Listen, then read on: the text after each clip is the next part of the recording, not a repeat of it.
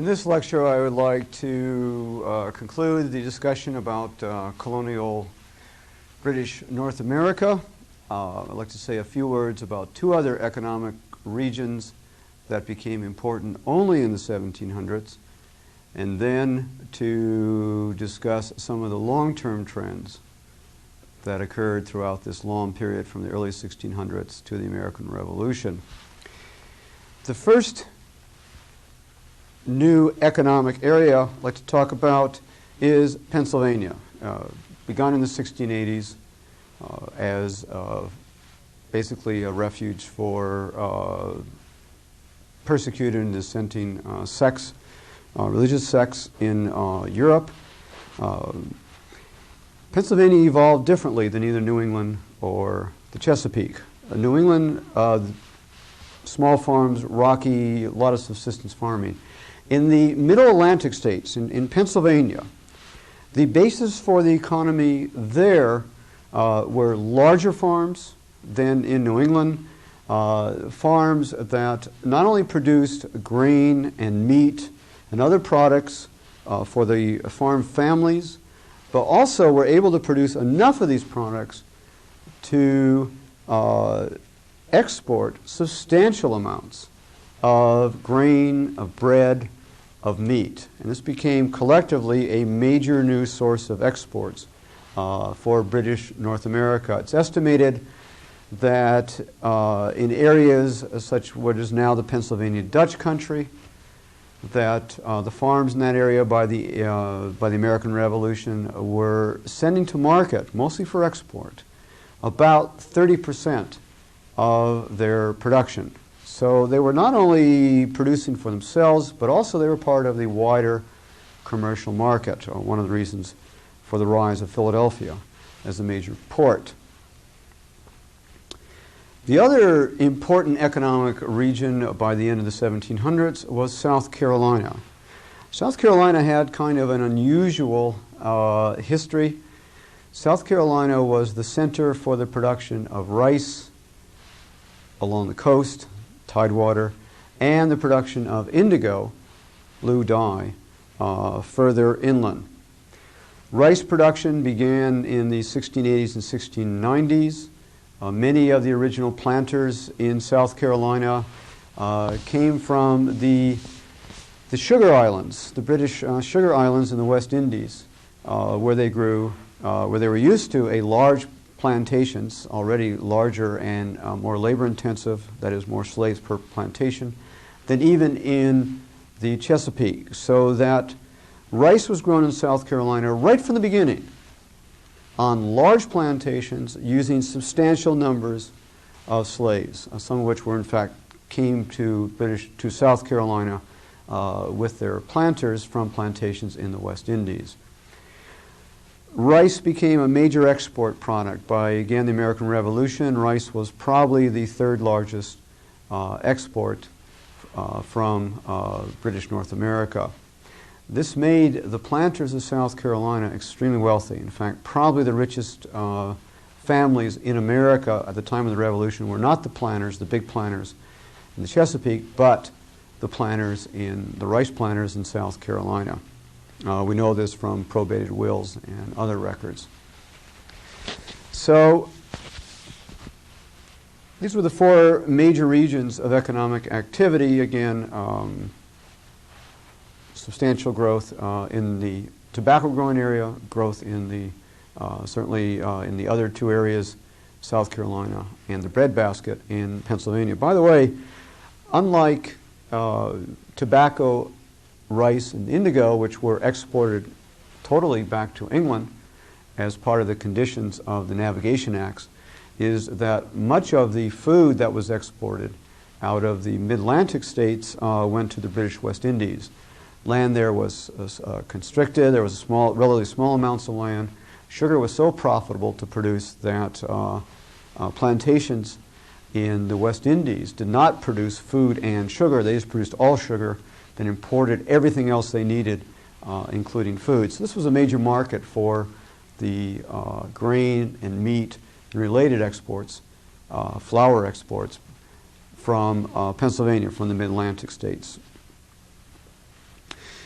Well, if we start in the early 1600s, we look at America, the British North America in the early 1600s, and then we take a look at what does British North America look like at the time of the Revolution. What we see are a number of long-term trends. The first one that strikes everyone is the long-term growth in population. 1640, possibly somewhere around 30 to 40,000 at most people or immigrants in British North America. By the time of the American Revolution, the estimated population is somewhere around 2.3 million people. Of that, approximately 20% were slaves. And even by that time, most of the slaves, in fact, were native born. The estimate's about 70–80% were born in the American colonies. Of the white population, the other 80% of the population, again, what we're looking at in 1775 is a native-born population. It's growing rapidly. Things have settled down. There's wealth. These types of terrible death rates that occurred in the first decades are a bad memory. So we are looking at that, first of all, well over 90% of the white population in colonial America is native-born. Certainly demographically, they're a more settled kind of population, families. Certainly also a wealthier population. Tremendous increase in total output during this period. Families certainly are on average better off, although most of the increase comes from increased production, more land under cultivation, the use of more unfree labor, greater production, more trade in the British Atlantic trading system. So most of the increase just comes from using more land, more labor, basically more people. Not a lot of technological innovation during this period. Somewhat better organized economy, but again, probably not a major source of economic development. This vast wilderness that overwhelmed immigrants in the early decades is pretty much filled up along the Atlantic Ocean and is rapidly filling up in the backcountry, in the area between Tidewater and the Appalachian Mountains. Good land everywhere is becoming increasingly difficult to buy. Land prices are rising, making it increasingly difficult for young families or families with no assets to become freeholders, to buy land and to own their own farms. So there's a rise in tenancy farming. There's a rise in the white population that does not own their own farm. There is, of course, pressure to go beyond the Appalachians, the beginning of the exploration of the area on the other side, west of the Appalachians, the Ohio River Valley, Kentucky, Tennessee. This is going to become important in just a second. So we're looking at a society that is tremendous increase in exports, a society that really is plugged into the British trading system. And in fact, trade between the United States or the British North American colonies and England is the single largest, most important part of British overseas trade. A lot of economic ties. It's a country that in many ways has matured economically. Again, besides just farming, we have regional specialization. There's a great deal of commercial agriculture, better organized markets, outward-looking merchants who are always looking for profit opportunities, places to sell products, new products to bring back to the colonies, rise of ports, mechanics, craftsmen, related businesses, insurance are growing. So this is also a maturing economy.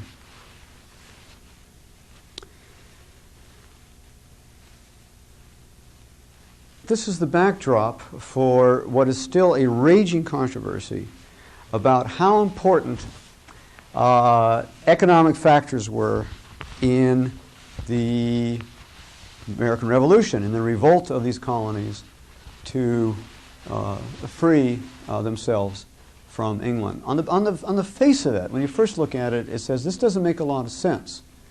The colonies certainly have the grievances, the kinds of things we read about in history books, but the colonies, particularly the wealthier members of the colony, were tightly integrated into the British trading system. They had, beside personal ties, they also had tremendous economic ties. Americans were still dependent on England for almost all its imports, dependent on England for credit, and commercial agricultural systems like rice and like tobacco depended on the extension of credit from English merchant houses, from the Scottish merchant houses. So there were these deepening ties, economic ties, with England and with English colonies, such as the West Indies, in the Atlantic trading zone. Americans got substantial benefits from being part of this system. Tobacco, rice, indigo, all had a monopoly position in the English market. New Englanders, again, sold substantial amount of shipping and shipping services to the English. Took part in this closed trading system, dominated or controlled by England. So, and they had gotten rich. Americans had gotten wealthy within this system, particularly the ones who were part of the trading system, the closest ties with England and the English. So on the face of it, it doesn't look like there was really substantial economic reasons to ask or fight, of course, for independence. But a number of things had happened. Each one in and of themselves probably not sufficient in order to get the Americans to revolt against the English, but in combination contributed to the grievances of the Americans. The first thing was something that the English couldn't control, and that was the changing ethnic structure of Americans. 16th century, almost everyone who came over to the British North American colonies was English, was part of Great Britain, was English, was Welsh, some Irish, some Scot-Irish, but overwhelmingly English. In the 1700s, if you look at the white immigrants from Europe, the composition changes. There's still a lot of immigrants from England, from Wales, but the big new immigrant groups in the 1700s are the Scots, the Scot-Irish, who had gone to Northern Ireland and then from there to the New World. The Scots and the Scot-Irish did not feel anywhere near the kinds of loyalty to England. In fact, historically, the Scots fought the English, had some terrible battles with English. The last one, in fact, was in the 1740s. So the Scots had historical resentments and grievances against the English. On top of that, the Scots were Presbyterian, and they were very strict Calvinists. They had more in common with the Puritans of New England than with the Anglican Church in England. So they also didn't feel any kind of religious loyalty to the English church. In fact, very much like the Puritans, when the Presbyterians came over, the Scot-Irish Presbyterians came over, they very quickly set up little Bible colleges to train Presbyterian ministers and again preachers, Sunday school teachers. And one of those little Presbyterian Bible colleges became Princeton, so contribution of Scot-Irish to New Jersey. Another large group that came over really in the 1700s were German-speaking groups. These groups, by and large, were persecuted religious groups, persecuted by other Protestants, particularly Lutherans. And they came over to Pennsylvania, particularly, for religious freedom purposes. Groups like the Amish, the Mennonites, the Moravians in Bethlehem, and the Schwenkfelders, another one of the German groups, Anabaptist, a number of different groups. And again, they did not have the kinds of cultural, religious, social ties with the mother country. So they were less inclined to support England. That doesn't mean they necessarily supported the American rebels, but but the rebels, the propaganda of the Americans didn't have to overcome those kinds of ties. And in fact, the Scot-Irish particularly were disproportionately active on the side of the rebellion, on the side of the Americans during the American Revolution. So that was something the English couldn't control because of free immigration to the New World. Most of them, by the way, also came over as indentured servants. It's estimated that in the 1700s, at least half of the whites who came to America came over as indentured servants and then, of course, worked their way into freeholds and owning farms. The defining event that changed American history was the French and Indian War. Part of this continuing battle between France and England. The French and Indian War was part of the First World War fought by European states. France and England fought each other not only in Europe, they also fought each other in India, and they fought each other in North America. The French, of course, controlled Quebec. They had a series of forts west of the Appalachians. They, again, were usually on much better terms with the Indians tribes than the English were. So that the war, which was called the 7 Years' War in Europe, became known as the French and Indian War in North America. This war went on from 1756 to 1763, although in North America it was pretty well over by 1761.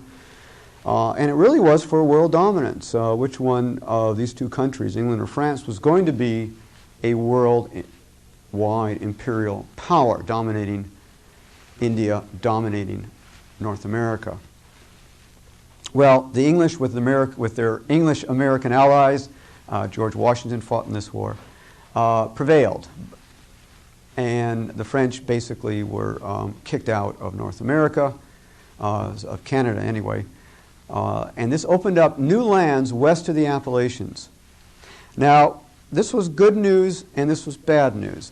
For Americans who found it difficult to buy good land east of the Appalachians, is it looked like this vast new area of lands was going to be opened up. Vast new area of free land was going to be opened up. And a number of Americans said, this is great. We're going to go across the Appalachians and we're going to start farming on the other side, in the Ohio Valley, Ohio, Indiana, Kentucky. We'll cross the Piedmont in Virginia. We'll cross through the Blue Ridge Mountains and the Shenandoah Valley. We'll go into Tennessee. And we'll be able to get free land there. The problem was that these lands were still occupied, fairly densely occupied, by Indian tribes who had been French allies. They obviously were going to resist the encroachment of the English settlers, and England was not prepared to station the number of British troops it would take in order to protect all these settlements. The war had been extremely costly to Britain. They had gone greatly into debt to fight this world war against France. And while they were going to station more British troops in North America, they didn't want to station the large number it would take to both protect the American colonies, their American colonies, and protect the settlers on the other side of the Appalachians. So that they did establish English forts, but at the same time they passed a law called the Quebec Act, which said in effect, the Appalachians are going to be the boundary for English North America. We do not want any Americans, any English Americans from the British American colonies to settle on the other side of the Appalachians. You, in effect, will now be breaking the law. This created a tremendous amount of resentment in the British colonies.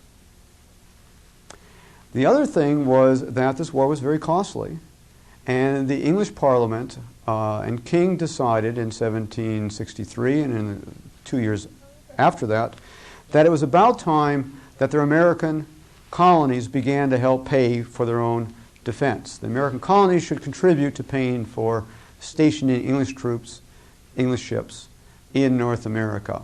Up to that point, the American colonies were very, very lightly taxed. In fact, the tax rates in America were substantially below the tax rates the average Englishman paid back in England. So it seemed very reasonable to the English king and the English government that the American colonies should start paying for their national defense. No more free defense and no more free riding on this. But the American colonies had had a history which is now over 140 years of not paying substantial taxes, particularly not paying substantial taxes back in England. They also had a history of local self-government, so that when higher taxes were called for, the higher taxes were voted by people that they had elected, even if it was a limited franchise, to the local colonial government, and they would approve the higher tax rates. So American colonies were not at all happy with this idea of A, paying higher taxes, and B, having the taxes imposed upon them by a decree from the English Parliament as opposed to their own local elected assemblies. This created tremendous resentment. The English attempted over the next few years to impose a number of taxes. The Americans opposed every one of them, often violently. The Tea Party in Boston. And in the end, the English had to rescind all of the taxes. They just could not enforce them. They did not have the officials. There was just too much opposition. There were boycotts. There were threats. English custom officials, in fact, were beat up in a number of places. English ships were sunk. Organized violence against the English, and they just could not enforce the taxes. But they created a great deal of animosity and anger. And Americans began to organize against the English, against the imposition of taxes. They began to organize against an increase in English officials in British North America, officials there to enforce unpopular English laws and unpopular English taxes. The English also decided it was time to start cracking down on smuggling. Americans believed that the Navigation Acts, the English trading system, was a great thing as long as they didn't have to go along with all the rules. So when it was in their interest, Americans went along with the parts of the Navigation Acts that they wanted to, and pretty much ignored the parts that they didn't like. And probably the most important part of the Navigation Acts that they didn't like and they ignored was that Americans and American ships could not trade directly with any other country, and that included the West Indies islands owned by the Dutch, the Spanish, the French. To a large extent, American ships throughout the 1600s and the 1700s ignored that. When American ships went into the West Indies, they just didn't go to the English West Indies ports. They, in fact, traded wherever they could. And then they would bring the goods back to sell in British North America. They usually could either elude British government officials, or they could bribe them to look the other way. And this was very common throughout the 16 and 1700s. Smuggling, in fact, was a major occupation, particularly of the New Englanders. So they resented also this attempt by England to crack down on smuggling. Virginians believed, the tobacco growers of Virginians believed that they would make more money if they could market their tobacco directly to Europe rather than having to go through England and Scotland and then have the products re-exported by Scottish and English firms. They also resented of being so deeply into debt to the English and Scottish merchants who had extended them credit. The problem there, that may or not be true. What's important is they believed that. It probably wasn't true because, again, as in the cotton-growing South of the 19th century, because capital was invested so heavily in land and slaves, because that the growing of tobacco was so geographically dispersed over a large area, the Virginians and people from Maryland never developed ports. They never developed a commercial class, a merchant class. They relied on the English merchants and the Scottish merchants to provide them with shipping, credit, commercial services, and they paid for it. They paid for it in higher prices, disguised interest, carrying charges, and that they believed, and there probably was some truth to it, that because they had to send their crops to England and Scotland in English and Scottish ships to English and Scottish merchants, that they weren't making as much money as they could if they could market directly to Europe. Whether they were able to do that or not is problematic, although they might have ended up, in fact, just subsidizing New England ships and merchants rather than English ships and merchants. And this is something that happened in the Cotton South in the 1800s. The cotton crop, in fact, was not sold by Southerners to Europe, but was sold to Yankee, particularly New York, merchants and shippers who then transshipped it to England. America was also running a deficit with England, which meant that there was continuous outflow of gold and silver. There always was a money shortage in British North America. There was some resentment there. Recent studies tend to indicate that the deficit, the trade deficit with England was a great deal smaller than the official figures showed, than the Americans in fact believed. The American figures do not include such things as the sale of ships and shipping services, and certainly didn't include the smuggling operations from the British, from the West Indies. So any one of those, including the political grievances, probably could have been compromised. They probably could have been negotiated. But in the end, what really happened was that the total sum of that made it difficult for the English to negotiate with their American colonies. It was more of a, we're the boss and you have to do what we tell you. And the grievances, which were very specific, became generalized into ideological differences. Americans began to discuss the idea of what is coercion, what is tyranny, what is freedom, what is liberty. And once specific economic issues became ideological issues, the gap began to widen between the English and their American colonies. So while economic issues certainly helped contribute, it was to a large extent, I would say, the inability of the English government to negotiate these issues with their increasingly self-confident American colonies that eventually triggered the American Revolution.